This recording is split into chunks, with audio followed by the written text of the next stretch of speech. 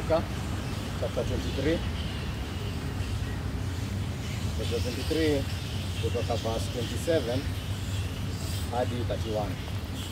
Luka chapter 23 verse 27 hadi 31. Sababu leo hakuna mabiblia, nitasoma kwa sauti na mtajaribu kunifuata kwa makini. Hii ni hadithi ya Yesu, ametoka kuhukumiwa kifo, anaelekea kusulubishwa sasa. Sawa sawa. Nasoma Luka chapter 23. Nasoma from verse 27 hadi 31. Shawaeleza matukio haya. Yesu ameshashikwa, ameshahukumiwa kifo, sasa anaelekezwa wapi? Msalabani. Anaelekezwa msalabani. Nasema hivi: idadi kubwa ya watu wakamfuata Yesu, wakiwamo wanawake waliokuwa wakimlilia na kumwombelezea. Yesu akageuka akawaambia, enyi binti za Yerusalemu, msinililie mimi, bali jililieni nyinyi wenyewe na watoto wenu. Kwa maana wakati utafika mtakaposema, amebarikiwa wanawake tasa ambao matumbo yao hayakuzaa, wala matiti yao hayakunyonyesha. Ndipo wataiambia milima, tuangukieni, na vilima, tufunikeni. Kwa maana kama wamefanya hivi kwa mti mbichi, kwa mti mkavu itakuwaje? Nasema tena, kama wamefanya hivi kwa mti mbichi, kwa mti mkavu itakuwaje? Amen. Amen. Ukielewa hii story, nilishawaeleza haya matukio yanaendelea wakati Yesu ameenda kusulubishwa. Naam, ameongozwa pale na msalaba mgongoni, imemwezesha hata akaanguka chini, hadi hata wakampa mtu mwingine ambebee msalaba. Nasi mahubiri kwa sababu ati wanamwonea huruma, kwa sababu wamempangia mambo pale mbele, si ndio? Ni huruma ya kinyama. Huruma ya kinyama. Anakutuliza ndio akufanye nini? Akufanyie mabaya zaidi. Amen. Amen. Na naona hiyo ndio ambao walifanyia Mwokozi wetu. Wanawake wamemwona, hawa wanawake wamekuwa wakimwona Yesu, wengine wanampenda, wengine hata kuona tu mambo yanamfanyikia. Amepigwa, anakaa manyama tu kila mahali. Ameraruka. Hiyo kupigwa ilikuwa unapigwa na vitu ambazo zinachota hadi nyama. Hizo ndio viboko zilikuwa inawekwa mifupa na vichuma, vimisumari, hooks. Kwa hivyo ukigonga hivi nifanye hivi inafanya nini? Inapita na nyama. That was the execution. This is written in history book. Kwa hivyo ukisikia amepigwa viboko 39-40, unajua ni hizo. Inapigwa moja hivi inapita na mbavu, nyingine hivi inapita na tumbo. Ndio maana wakati walikuwa wanataka kumsulubisha na Pilato haoni shida, wakamwambia Pilato akajaribu kutetea Yesu, akasema wacha nifanye nini? Wacha nimpige alafu nifanye nini? Nimwachilie. Aliona hao watu wamemchukia Yesu sana, na kipigo ilikuwa si kitu rahisi. Kwa hivyo anajaribu kusema wacha tu nimpige alafu nimwachilie. Si atakuwa amepigwa, itakuwa atakuwa amefanywa kitu kingine hapo ya kinyama sana. Mapigo ya kinyama.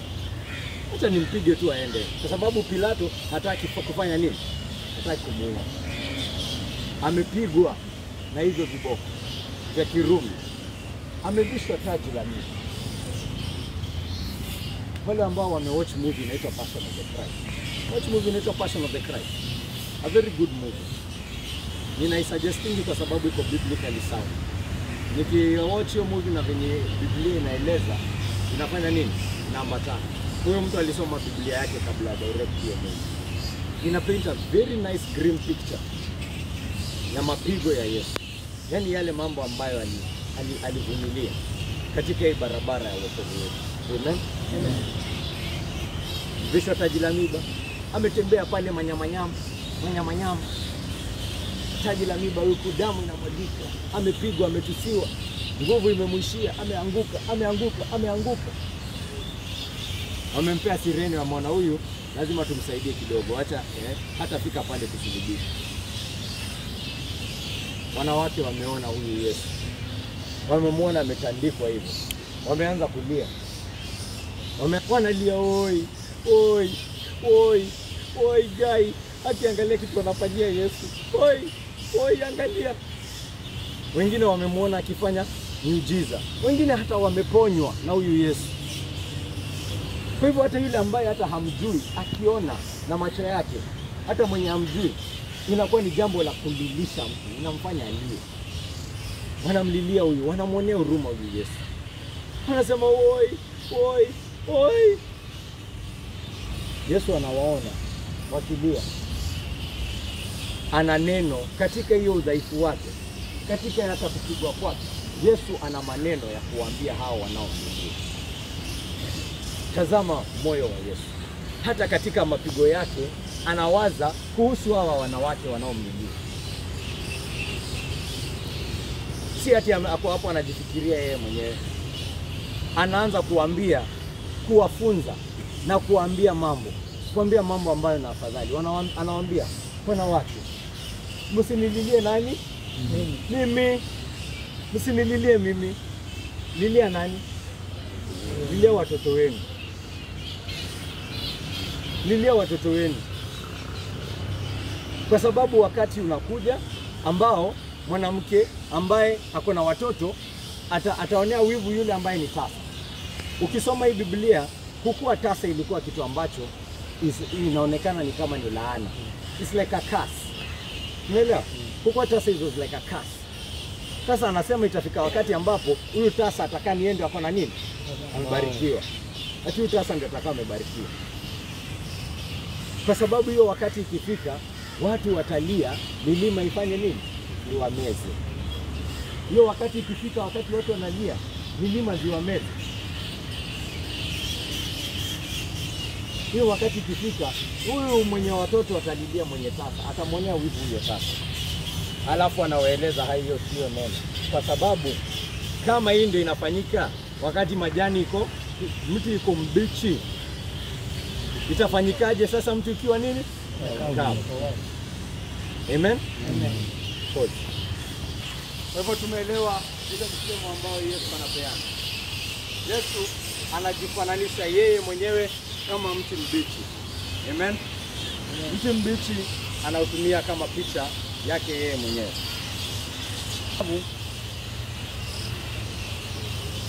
Ni hawa watoto ambao wanaambiwa afadhali hawangekuwa. Kwa sababu anasema hata heri sasa kuliko yule ambaye anakuwa. Kama hiyo siku inakuja ambayo mtawisha mngekuwa na watoto. Mtalia, wale hiyo siku ikifika watu watalia. Watalia wamezwe na milima. Watalia wamezwe. Afadhali kumezwa kuliko kukua hai hiyo siku.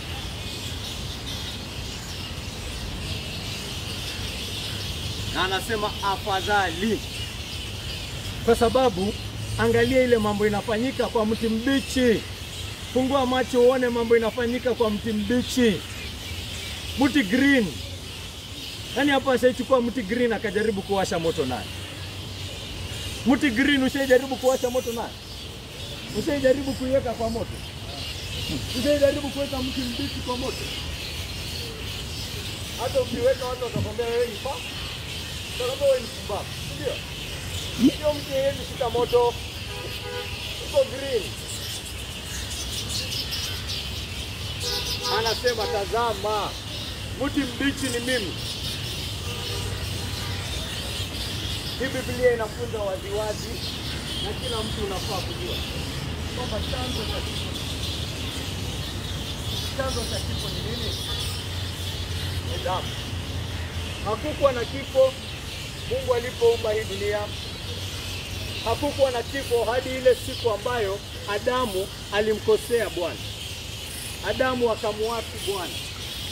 Akaambiwa hakika fanya, iliambiwa hakika usipolishika fanya nini? utakufa.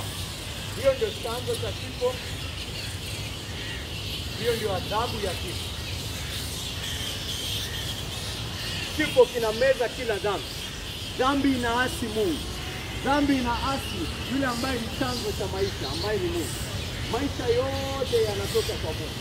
Kwa hivyo katika sisi kumwasi Mungu, tumeasi maisha. Unanielewa? Katika kumwasi Mungu tunafanya nini?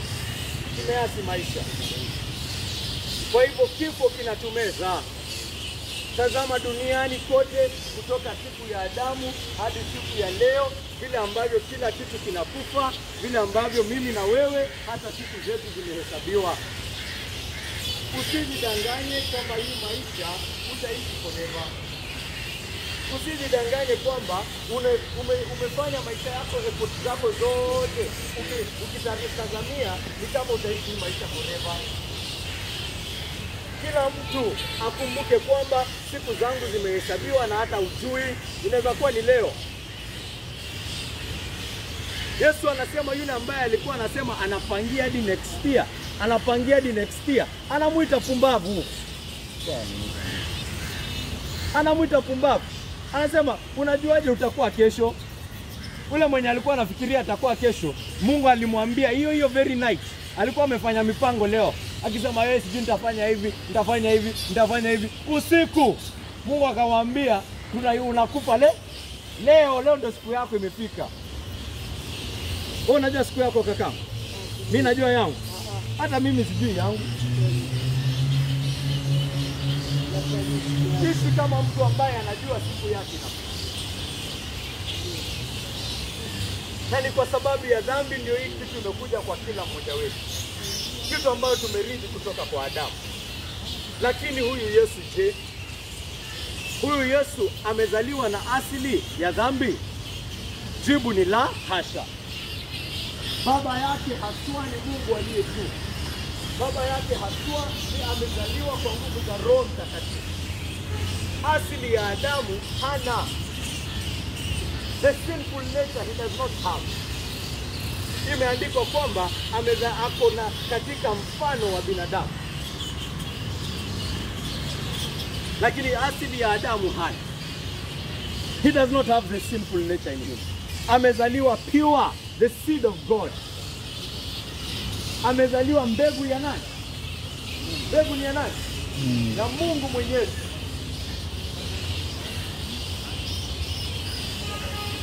Hajawahi tenda dhambi hata moja.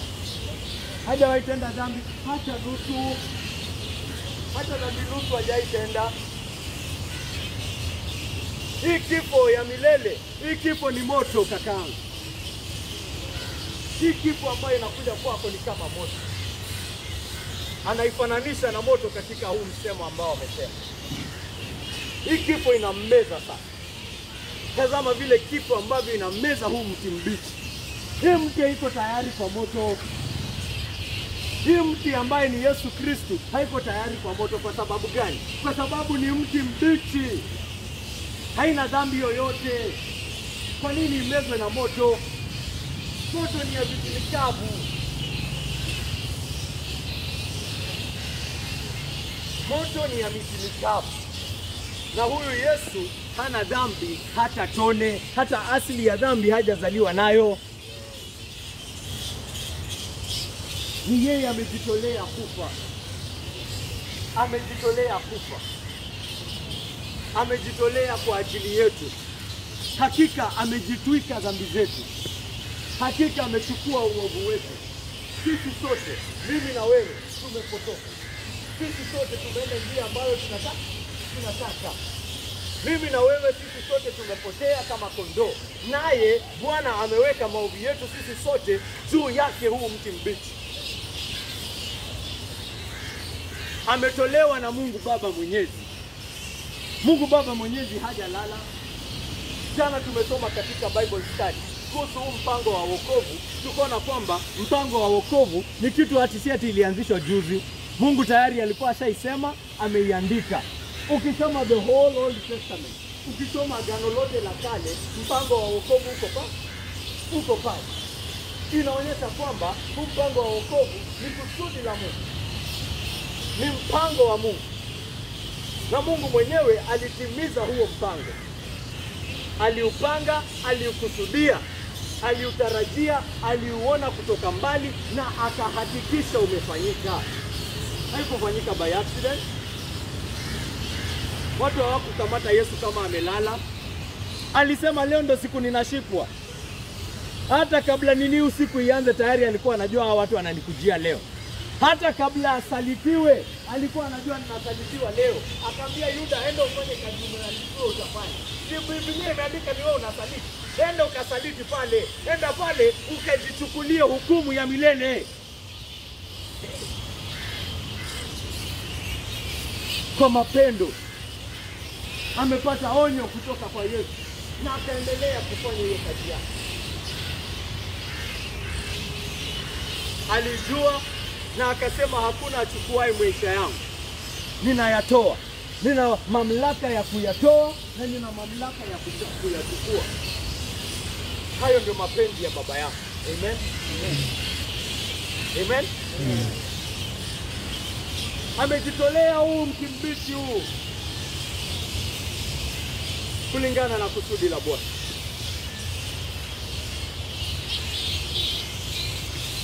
Hakuna uovu umepatikana ndani yake.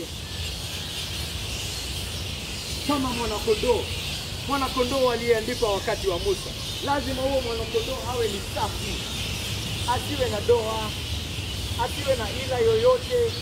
Hata akikuwa amevunjika mguu, hawezi toa huyo kondoo. Kondoo amevunjika, kondoo ako na uchafu mahali, hawezi mtoa kama dhabihu. Kwa hivyo Yesu hata angekuwa na dhambi nusu, angekuwa na dhambi nusu, hiyo ingekuwa imechafua huyo kondoo. Kondoo aliyekuwa atolewe kama dhabihu lazima iwe ni kondoo safi, without a defect, without a disability of any kind. Hawezi toa kondoo mwenye amevunjika mguu, kama amekuwa amelemaa mahali. Awe ni kondoo firstborn.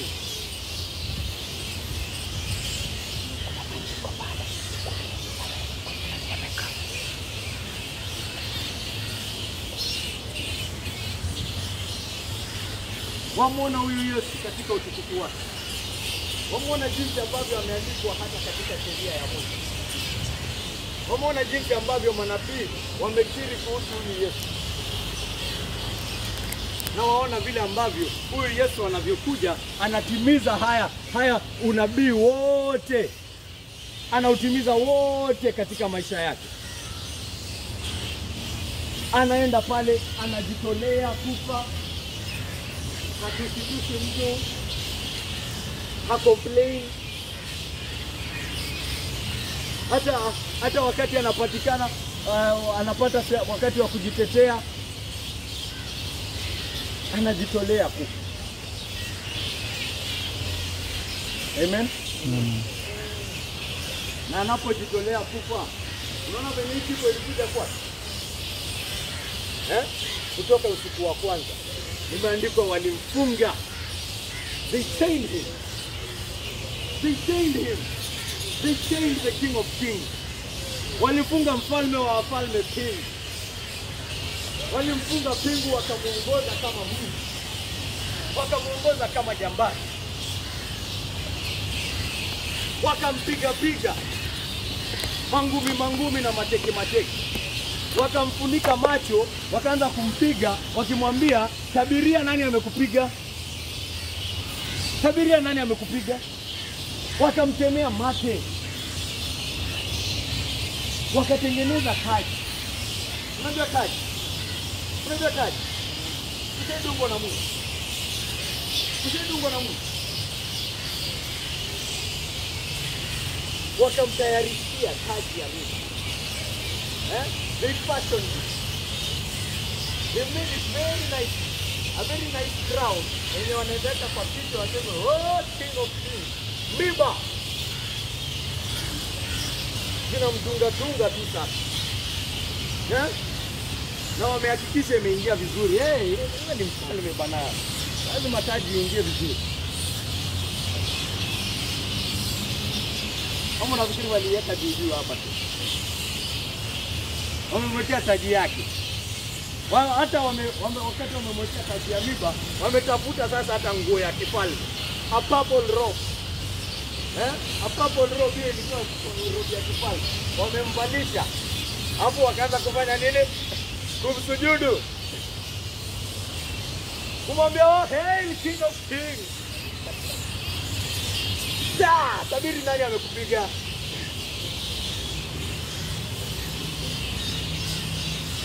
Ameenda pale, amekosa kupatikana na makosa. Pilato amesema wacha nimpige. Ameenda pale, wamemfanya hiyo mapigo yao. Na hiyo mapigo tulishawaeleza. Ni mijeledi ambayo iko na machuma with hook na machuma na mifupa. Kwa hivyo hiyo hata nikikupea mbili, hautaitamani kupiga hapo. Hata nikikupea mbili ya hizo, hautaitamani kupigwa ingine hata moja. Inakuja tu hivi, ingine inaingia hapo, kachuma hata kanafanya nini? Kanaingia ndani. Kwa hivyo huyo mwenye anakupiga ako na choice mbili, kwa sababu ako case number 12. Bado uko na 28 more to go. Bado tumebaki 28. Sasa ako na choice mbili. Either akuje hapo panyuko, afanye nini? Aichomoe. Ndio. Ndio arudi pale aendelee kazi yake. Ndio. Unafikiri atafanya hivyo? Askari atafanya hivyo? Atafanya nini? Anatoa, inatoka. Anagonga ingine hii inashika mbavu. Anapita na hiyo mbavu.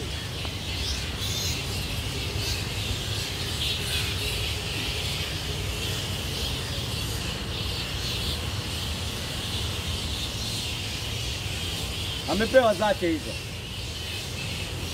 Amerudi pale manyama, madamu, taji yake ya miba. Dhaifu kabisa. Haya kama ndio sasa, haya chagueni bana, acha ni Baraba yetu bana. Mtu utachukua Yesu wa Baraba. Mfalme wenu, tupeni huyo mwizi. Tupeni huyo jambazi.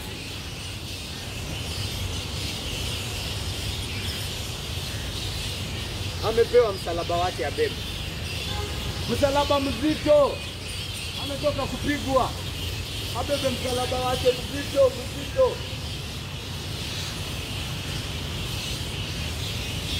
Nimemwangusha mara 3. Amefika pale Golgotha. Amewekwa kwenye msalaba wake. Amechukua misumari. Ameipitisha kwa mikono na miguu yake.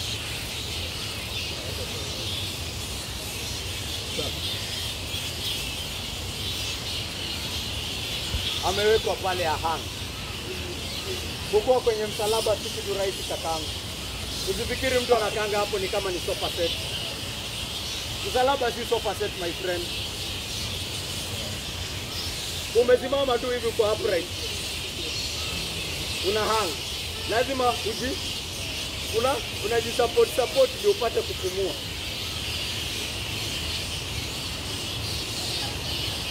Na ukiwa wa soldiers walikuwa masters wa hii art. Wanakuwekea hiyo mbao, hawakuwekea tumetulia hivi. Wanakuwekea kidogo huko chini. Ndio lazima unacheza na nini? Unacheza na vidole. Ukijaribu kupata space, kwa sababu ukihangi hivi utakufa. Lazima upigane. Hivyo ndio ilikuwa pale msalabani.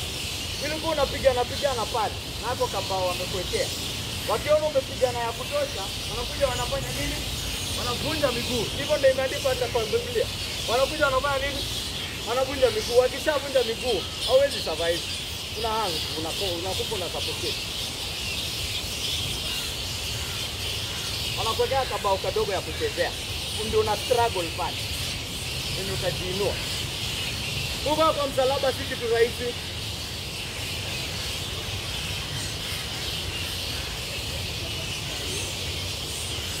Na sasa hiyo imefanywa kwa mti mbichi kakangu. Mti usio na dhambi. Mti usio na asili ya dhambi. Mti safi. Mti usio na makosa hata tone. Kifo inamfuata hiyo style. kwa sababu ni makosa yako anabeba. Tumshukuru Mungu, makosa yetu yamebebwa na mti mbichi. Tumshukuru Mungu kwamba dhambi zetu zimebebwa na mti mbichi, na hiyo ndio kitu ilimfanyia. Hiyo ndio kitu hasira ya Mungu ilifanyia huyu Yesu ili sisi tupate kuokoka. Hiyo ndio kitu ambayo ghadhabu ya Mungu ilipasa kumfanyia huyu Yesu. Haki ya Mungu ilisema kama hiyo itafanyika, tutakubali hata dhambi zote isamehewe. Lazima kondoo asiye na ila au wala, lazima achinjwe, lazima damu yake imwagike.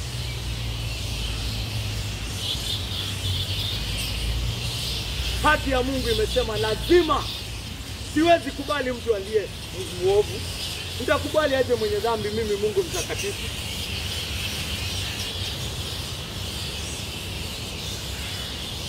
Amen. Amen. Na hivyo ndio ilifanyia mti mkavu. Sembuse, mti mbichi. Sembuse. Mti mkavu. Mkavu wewe unataka kupatana na hasira ya Mungu wewe. Mkavu wewe unataka kupatana na haki ya Mungu wewe. Mkavu wewe uliye na dhambi, uliyechafuka, uliyeoza, unataka kupatana na Mungu face. Na umeona kitu imefanyia mti mbichi.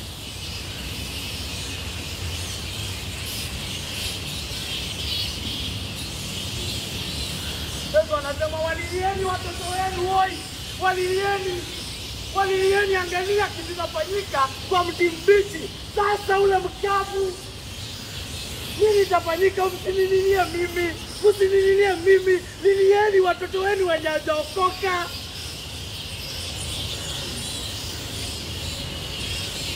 Lilia ndugu yako mwenye hajaokoka. Lilia wewe mwenye hujamwamini Yesu. Lilia wewe mwenyewe. Kwa sababu kama hii ndio inafanyika kwa mbichi, na wewe je?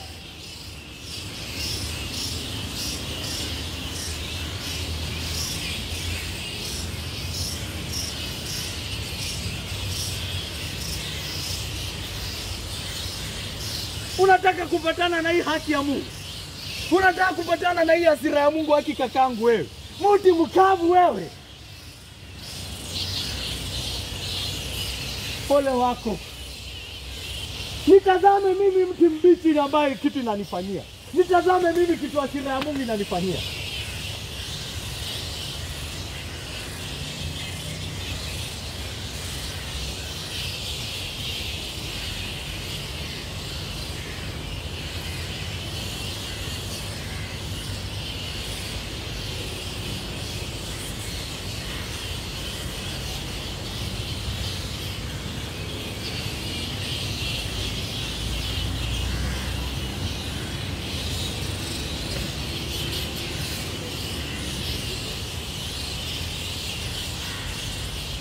Amen. Amen. Amen. Kwa binadamu hatupendi kuwaza mafunzo ya Biblia kuhusu dhambi. Hatupendi kuwaza mafunzo ya dhambi ndani. Tunapenda kuijua kitu. Unapata Mkristo jinsi ambavyo anaelewa dhambi hana tofauti na Muislamu, hana tofauti na Jehovah Witness pale, anajita Mkristo.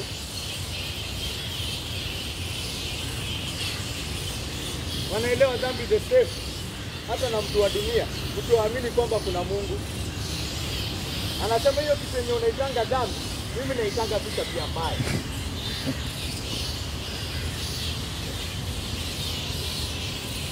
Anasema wewe unajaribu kuifanya ndio usiende hell, mimi najaribu nje nisiifanye kwa sababu mtu ni mtu mzuri tu. Sina kwanga mzuri hivyo. Kwa hivyo nani ni mzuri kati ya mimi na wewe zaidi? Kwa sababu wewe unafanya tunahepa hell. Mimi nafanya kwa sababu ni tabia mbaya tu. So who is a better person? Mtu wa dunia hata ana boss juu yako. Sijui kama tuko page moja. Sijui kama tuko page moja. Tuko page moja juu. Tunafuatana ama unajaribu?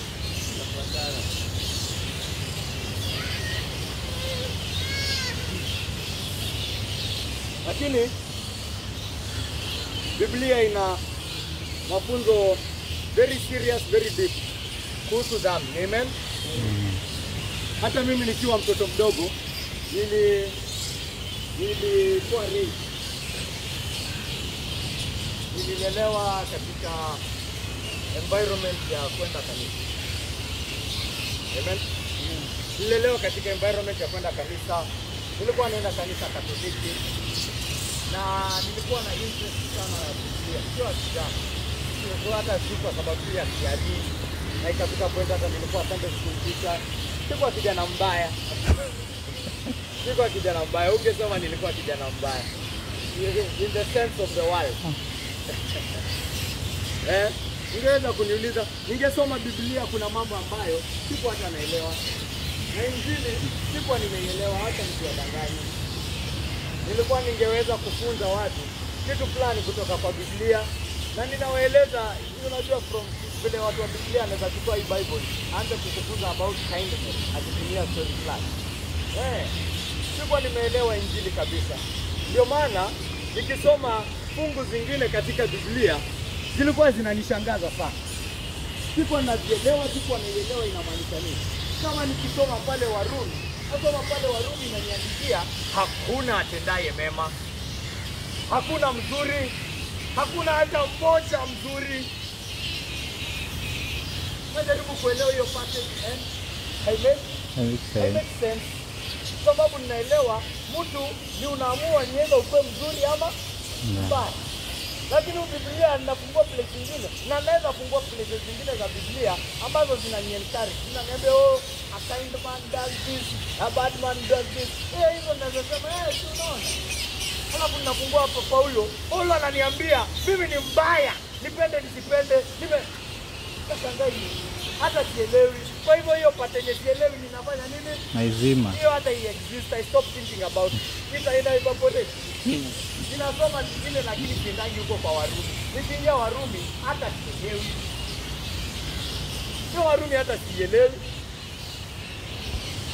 Lakini ikafika wakati ambapo hata hiyo nidhamu ya Kristo nikaanza kuona kama hiyo nidhamu ya Kristo imekuwa kali sana. Imekuwa kali sana kwa maisha yangu. Ninataka kuishi.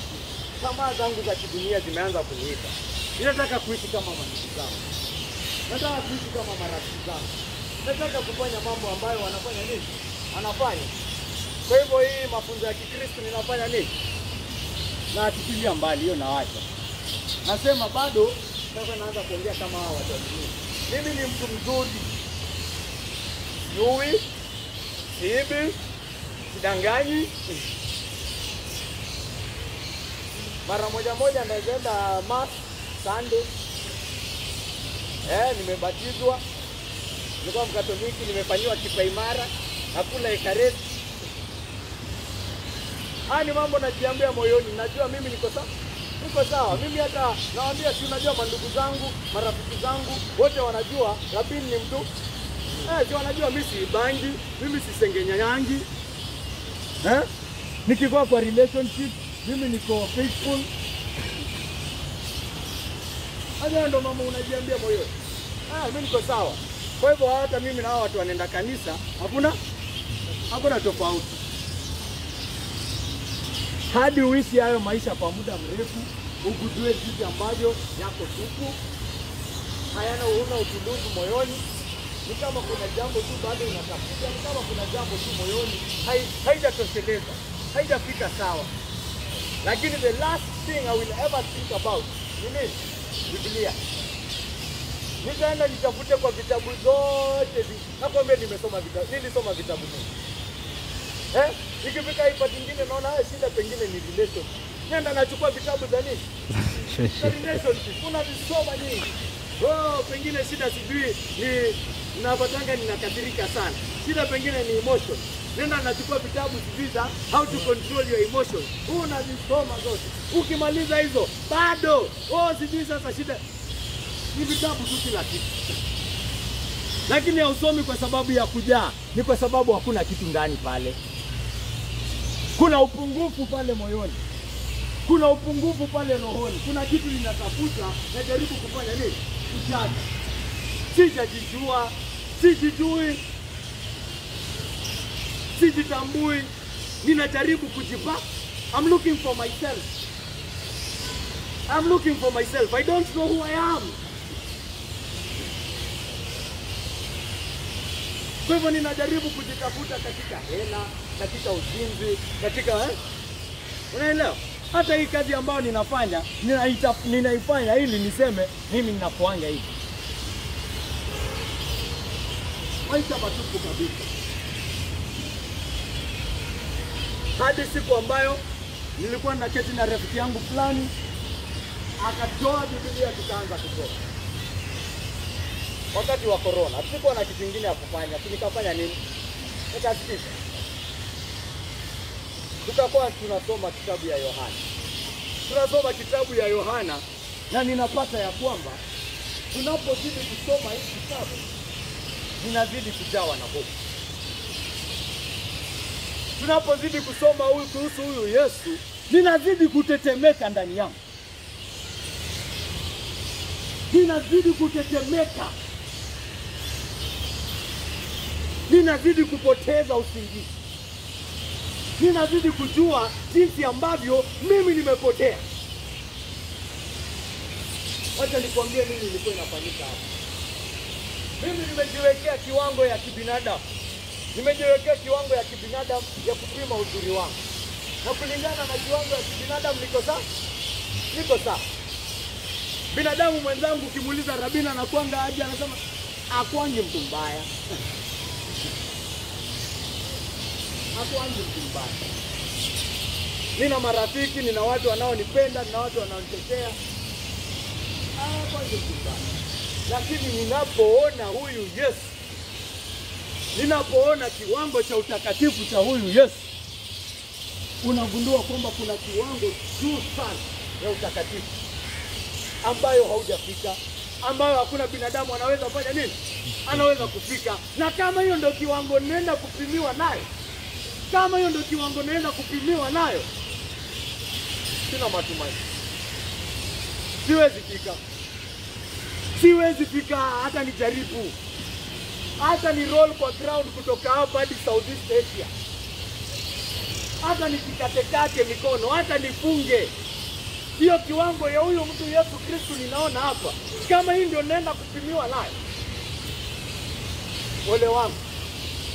Ole wangu.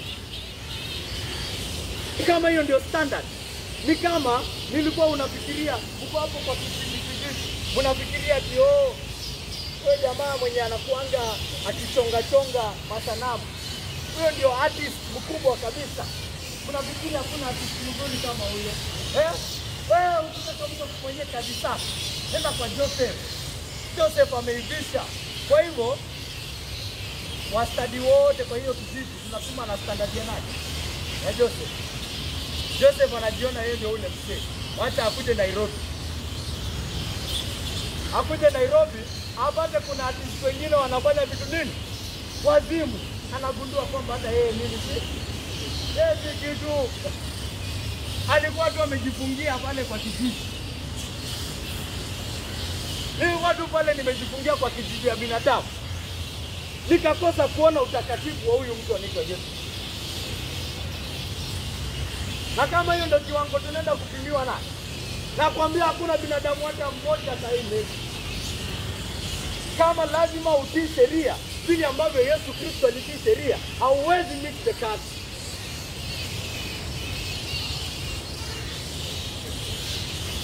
Hakuna ile hofu ambayo ilijaa moyoni mwangu. Ilikuwa hofu ambayo ilikuwa inatokana na mimi kujua kwamba nimepotea, kwamba mimi ni muovu. Sasa Paulo anaanza ku make sense. Now Paul is starting to make sense. You are evil, Rabin. You don't do any good. There is nothing good in you. Hakuna mtu mmoja mzuri. Hakuna hata mmoja. Sasa Paulo ameanza ku make sense. Sasa nimeanza kuona venye mimi ni muovu. Sasa nimeanza kuelewa shida ya binadamu ni gani. Sasa nimeanza kuelewa shida ya watu ni gani. Kwa sababu tunadhani tunajua. Ni kwa sababu tunadhani tunajua uzuri ni nini. Ni kwa sababu tumejijengea vipimo vya uzuri vya level ya kibinadamu. Na tumekosa kufungua macho yetu kuona level ya nani? Ya Mungu.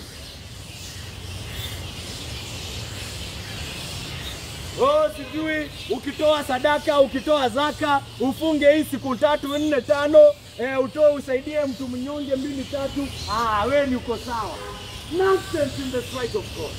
Nonsense. Angalia Yesu Kristo, jua hiyo ni upumbavu.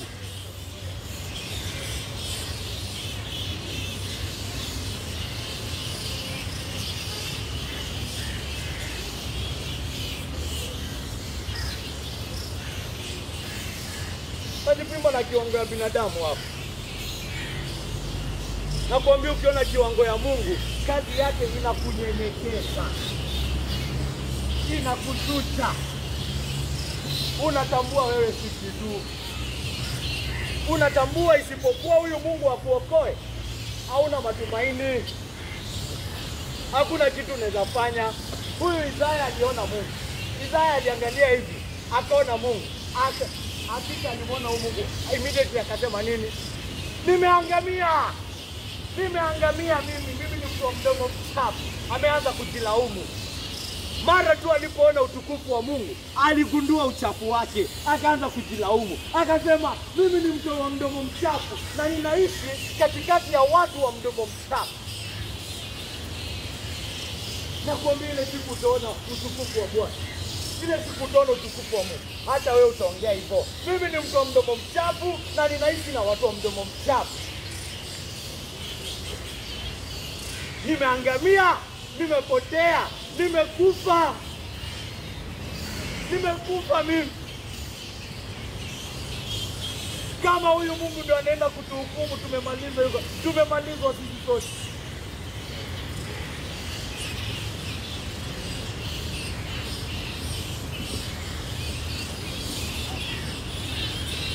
Binadamu haoni hiyo. Haoni uovu wake. Haoni roho yake katika asili yake. Ni roho iliyojaa dhambi, ni roho iliyooza, ni roho inayopenda uovu, ni roho ambayo inachukia Mungu, ni roho ambayo haipendi njia za Mungu. Hataki kuambiwa hivyo. Anasema, mimi naendanga church, mimi nakuzanga watoto wangu Biblia, mimi nakuanga mtu mzuri, mimi si mtu mbaya, mimi natakutanga Mungu. Hataki kuambiwa maneno kama hayo. Paulo anakuja na kuambia, hakuna mtafutaye Mungu, hata wewe utafuti Mungu, hata wewe utafuti Mungu, hata wewe utafuti Mungu. Paulo anakuambia, unataka kufuata njia zako. Do you believe him? Do you see it? Do you know it for a fact about yourself? Unajua hiyo ni ukweli kuhusu roho yako.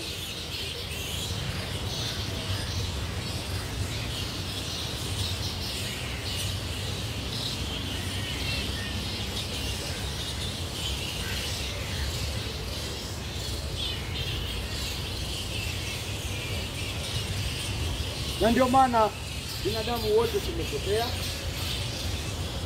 Na ndio maana dunia iko jinsi ilivyo.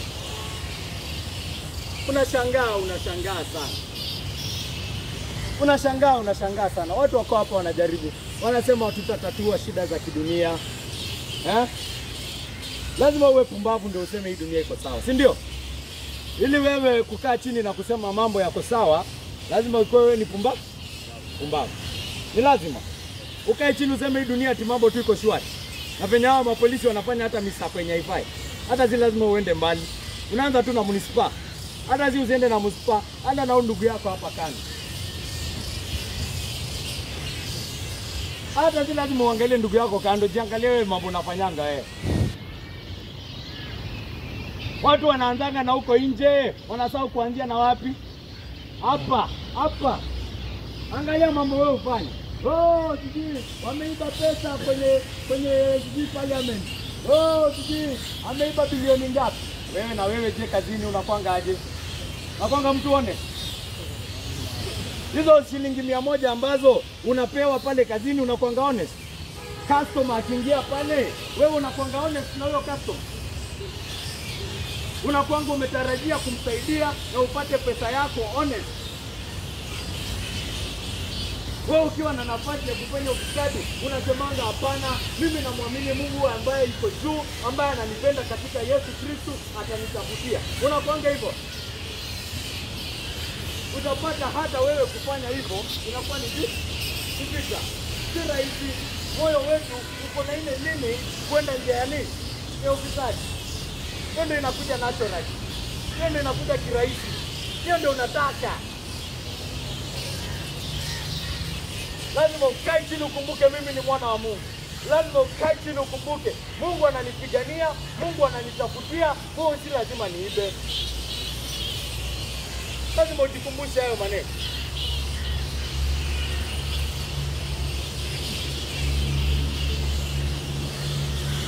Unapopata shida za siku baada ya siku, mimi ukuja natural. Si wasiwasi. Kama hakuna mtu ananisaidia, hakuna mtu ananipenda, hakuna mtu ananichunga, naanza kujawa na wasiwasi hapo. Ni dhambi ndogo mbele ya macho ya Mungu, lakini ni dhambi bado ni dhambi. Ndio ndugu yangu eti. Ndio. Bado ni dhambi. Na hiyo wasiwasi ndio ambayo inaweza kufanya ufanye mambo ambayo haifai. Sio watu wanafanya mambo ambayo haifai kwa sababu ya wasiwasi. Ukijaribu kumuuliza kwa nini, anasema sasa nani angefanya nini? Angenichunga. Wewe hujui shida zangu wewe. Wewe hujui mambo ninapitia ili nibidi kufanya hivi. Hivyo. In short, anasema huyu Mungu ambaye ananipenda katika Yesu Kristo hana uwezo wa kunichunga, kwa hivyo kanipasa ni si rahisi. Lazima tupigane. Imani ni vita. Na kuishi maisha ambayo yanaonyesha ukweli wa imani yetu ni nini? Ni vita. Ndio.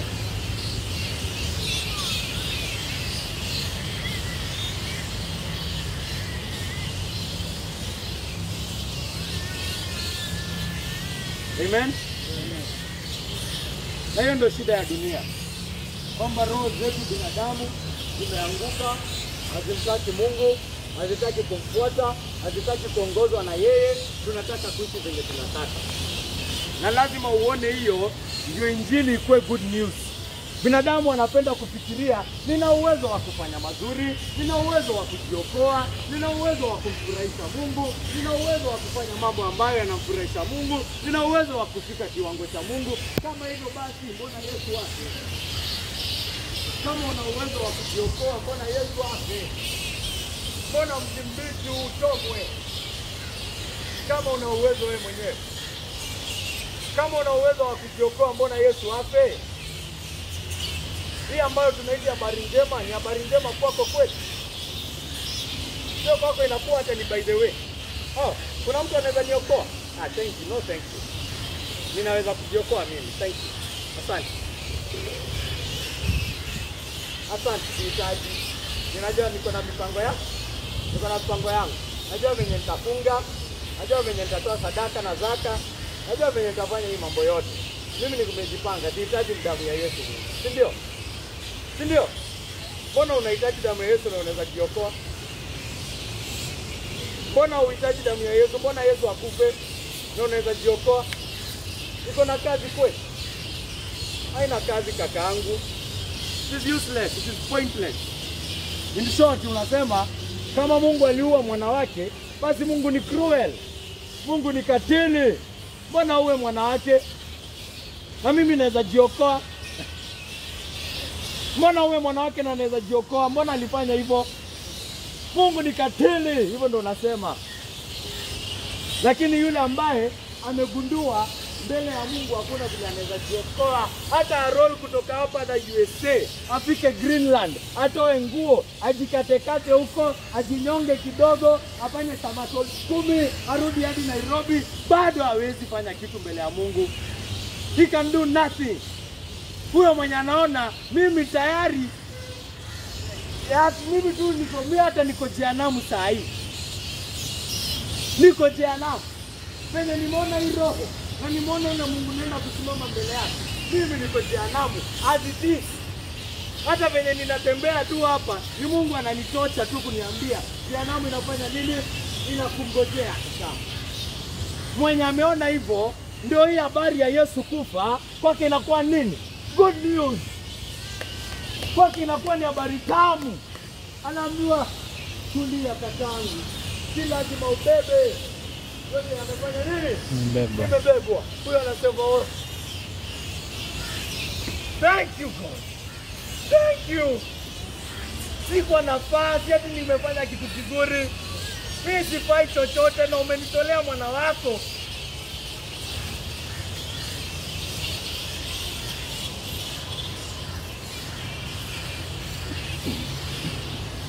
Sasa niliamua ati mimi nimekuwa mtu mzuri ukanipea mwana wako kama zawadi. Mimi ni muovu, mimi nimepotea, mimi ni kiumbe cha jehanamu, mimi ni mtu mkavu.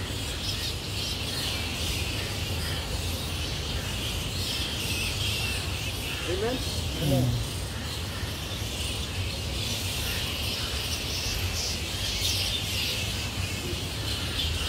Hiyo ndio shida ya dunia. Dunia wanapenda kutafuta majibu mengi kwa zile shida ziko.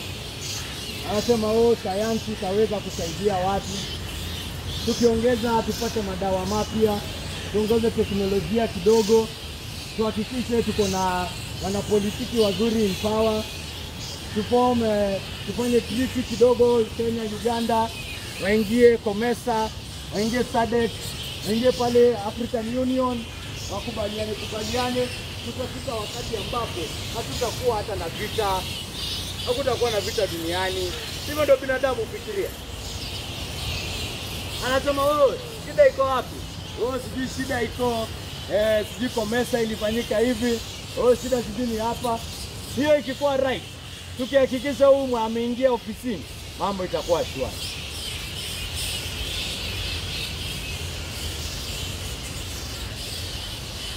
Biblia inasema hata binadamu wa roll kutoka hapa hadi Southeast Asia, hizo shida kuna malizi nene. Kuna malizi nene. Ziko hapo tu. Kwa sababu shida ni nini? Dhambi. Wadui dhidi ya roho ya binadamu na nani? Na Mungu. Roho ya binadamu ni adui dhidi ya Mungu. Hata waangalia hivi cooperation wanafanya katikati ya mataifa. Ati Kenya imefanya cooperation na Uganda na Southeast Asia na nini. Alafu unasikia rais wa Kenya si mwaminifu katika ndoa yake. Usikie hivyo. Mimi sisemi hiyo ni mambo hakika. Sasa yule ambaye si mwaminifu katika ndoa yake ndio atakuwa mwaminifu katika association na Uganda. Mnaamini mtu ambaye hawezi kuwa mwaminifu kwa mke wake? Sasa ndio atakuwa mwaminifu kwa rais wa Uganda sasa. Mna hata kuwa wapumbavu kaka. Wacha hiyo roho ikuonyeshe roho ya binadamu. Ama unafikiria akianza kukua, mtu akikuwa rais ndio anaanza kuwa mwaminifu? Uaminifu inakuja na kuwa rais. Kwa hivyo unaingia mbinguni kwa kukua rais.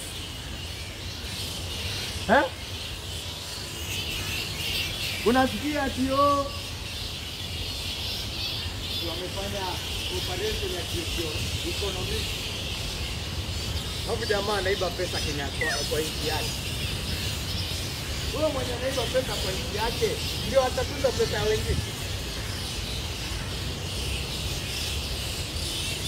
Mnaona muone shida iko wapi?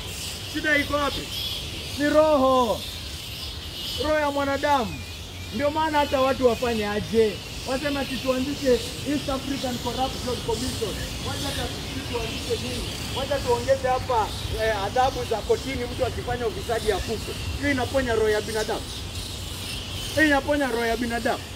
Ugonjwa hiyo roho iko hapo. Na ndio maana mti mbichi ulichoma.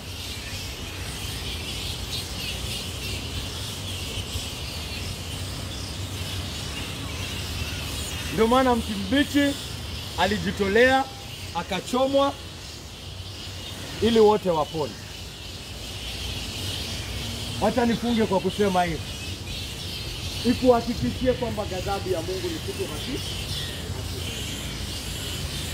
Ikuhakikishie ghadhabu ya Mungu ni kitu ambayo inakuja. Tumesema hapa na tunasema hapa tena. Kama ghadhabu ya Mungu haikuji, basi Mungu alikuwa katili katika kumuua Yesu. Kama ghadhabu ya Mungu haikuji, nasema tena, Mungu ni katili katika kufanya nini? Kumuua Yesu. Wacha kufa kwa Yesu iwe hakikisho yako kwamba ghadhabu inafanya nini? Inakuja. Hukumu ya Mungu inakuja. Hiyo ndio kitu ambacho kitathibitisha haki ya Mungu kumuua huyu Yesu. Kitaonyesha kwamba katika kumuua huyu Yesu, Mungu alikuwa anatuonea huruma. Mungu alikuwa anatuwekea neema. Hii ghadhabu ya Yesu, hii kusulubishwa kwa Yesu ni kama safina ya Noa. Safina ya Noa iko pale. Nini itathibitisha haki ya kujenga safina? Nini itathibitisha haki ya kujenga safina? Nini itaonyesha kwamba Noa hakuwa mjinga katika kujenga safina? Nini? Ni mvua. Lazima mvua ikuje, mvua mbaya sana ambayo inameza hadi milima. Hiyo mvua ikikuja ndio watu watajua Noa hakuwa fala.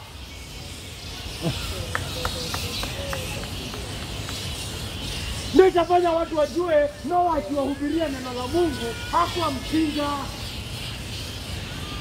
Lazima mvua ikuje. Na mimi nakuambia hapa leo, kama mwana wa Mungu amekufa, mwana wa Mungu anayependwa na Mungu, Mungu anampenda na moyo wa dhati. Anampenda kuliko kila kitu. Alikuwa anampenda hata kabla aumbe kitu cha kwanza. Anampenda na moyo wake wote. Na amemtoa, amemuua, amemtoa kama dhabihu ya dhambi. Nakwambia hiyo ghadhabu ambayo itathibitisha haki ya kitendo hicho. Ile ghadhabu ambayo inakuja kuonyesha kwamba Mungu alikuwa anatuonyesha neema katika kumuua mwana wake wa pekee, itakuwa ghadhabu moto. Itakuwa ghadhabu mbaya. Walilie wana wenu, Yesu anasema. Walilieni watoto wenu. Kwa sababu kama hii ndio inafanyika kwa mti mbichi au wakavu, hao ambao hawajamwamini Yesu, hao ambao hawajaweka imani yao katika damu iliyomwagika ya mwana wa Mungu, ole wao. Watalia, walilieni hao. Yesu anasema, hebu niangalie mimi nikipigwa hapa, usinililie mimi, lilia watoto wako. Lilia wenye wajokoka. Lilia wenye wajamini Yesu. Walilie, mwaga simanzi, lia, huzuni, wai, wai, wai, wai.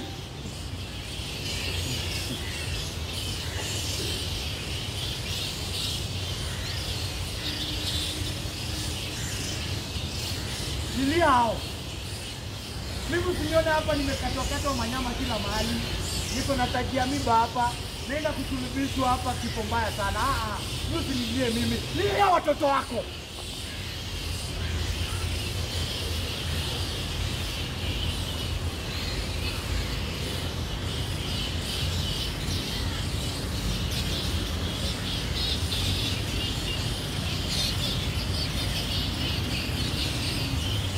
Kama hujamwamini Yesu, jililie wewe. Jililie wewe. Usipomwamini leo, ghadhabu ya Mungu tayari iko hapo. Tayari iko hapo juu yako. Itakumeza wakati wowote kakama. Itakumeza anytime.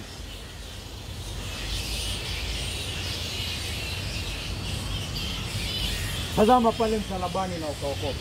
Amen. Tazama huyu Yesu, uone hii kazi alikufanyia wewe. Hakuna ambaye atakuja ambaye atatupiliwa mbali sana. Muamini Yesu leo. Tunatangaza, tunamuinua mbele yako. Isije kwamba umesikizwa kumhubiri hapa iwe kitu cha kukuongezea hukumu. Muamini Yesu leo, ingia katika safina ambayo ameijenga, ambayo ni mwili wake na damu yake. Amen. Tunasema ni asante kwa sababu ya kazi kuu ambayo umefanya, hata kutukusanya hapa siku ya leo kwa ajili ya jina lako tukufu. Tunakushukuru kwa sababu ya hii nafasi ambayo umetupa kuhubiri neno lako tukufu, injili ya kufa na kufufuka kwa Yesu Kristo mwana wako Baba yangu. Mungu Baba, tunaomba kwamba katika kuihubiri umekuwa hapa pamoja nasi, na kwamba utatumia maneno yako Mungu Baba ili kugusa roho za wale ambao hawajaokoka humu ndani Mungu Baba, wapate kumjua Yesu, wapate kumwamini, wapate kutoa maisha yao ili wawapokee Mungu Baba, na ili uwapokee ndani yake Mungu wangu.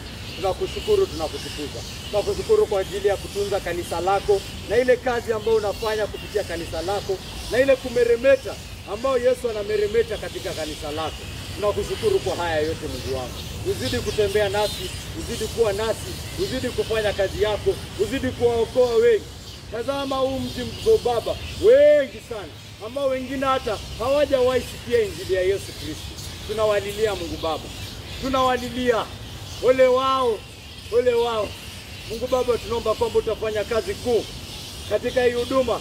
Uwainue watumishi wa injili, wapeleke injili kwa wote katika hii mji, ili wale ambao hawajaisikia kuhusu Yesu wamjue na wamwabudu na wamtukuze Mungu Baba. Haswa wale ambao Mungu Baba hata Yesu wanamkataa, hata wanamchongoa, wanasema ati ni mtume pekee, wanakataa ati kwamba yeye ni mwana wako, wanakataa ati yeye ni Yesu na ni Mungu haswa. Mungu Baba, tunawaombea wote kwamba watakuja kujua Yesu ni nani, kwamba utawafunua macho Mungu Baba kulingana na mapenzi yako. Nyosha mkono wako Baba, nyosha mkono wako, wacha nguvu yako ionekane kulingana na mapenzi yako Baba yangu. Naomba yote katika jina tukufu la Yesu Kristo aliye Bwana na mkombozi wetu. Amen.